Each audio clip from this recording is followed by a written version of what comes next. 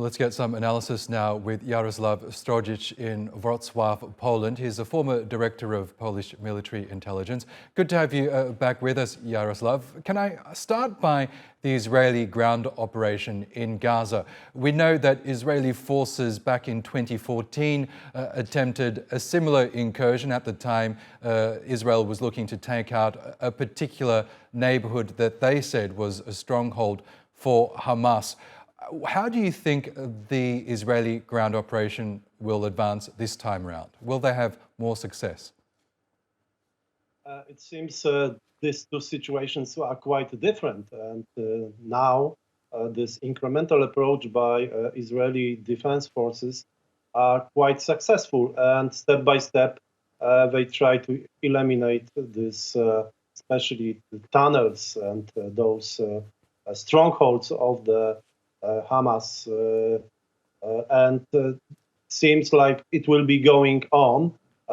We know that all of those you already said about the protests, about public opinion, it's quite, of course, negative for Israel, but and it still be quite reasonable. But on the other hand, it seems like both militaries, I mean, Israel and the US are doing their job. I mean, US, of course, by providing the ammunition and other supplies, and also repositioning some units or some strike carrier groups to the Mediterranean Sea, some submarines. So military efforts are ongoing according, I believe, to the plan.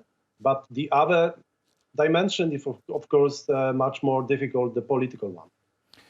Meanwhile, the Israeli Prime Minister Benjamin Netanyahu has made some telling remarks in his latest interview. He says that even after this current war in Gaza ends, Israel will have overall security responsibility in Gaza, suggesting that they'll remain in the enclave for as long as they choose. Do you foresee a situation whereby perhaps they'll assume a similar role to what they're currently doing in West Bank, but this time in Gaza? And surely that would be an unacceptable outcome, not only for the people of Gaza, but for many in the international community. Of course, this is one of the lessons learned from this Hamas attack from the early October.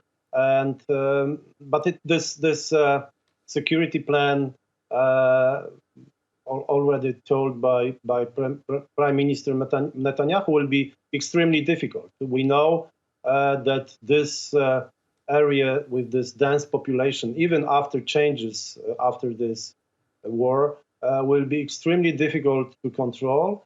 It will be extremely difficult for the mid-time perspective. So I find it those words only Prime Minister Netanyahu plan, which I believe he will not be the prime minister for, let's say, this mid-time perspective. So the Israel is in a very difficult situation for the exit strategy and somehow repositioning its forces, but still controlling the situation in Gaza. So it might be quite difficult and different from the West Bank. Okay, Jaroslaw Strozyk, we'll have to leave it there. Thank you as always for sharing your analysis with us.